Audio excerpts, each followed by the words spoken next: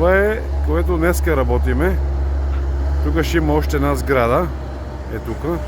Ще има още една сграда. А в момента подготвяме нивото на басейна. Пълнеж правиме за подложен бетон. Моля?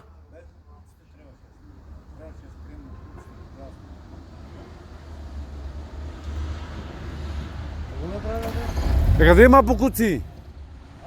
Кое е бокуци? Те нейлоните не е страшно, нали? Отгоре бетон ще има, още камък ще има. Те проблеми са нейлоните. Че има нейлони отдолу. Не е проблем това.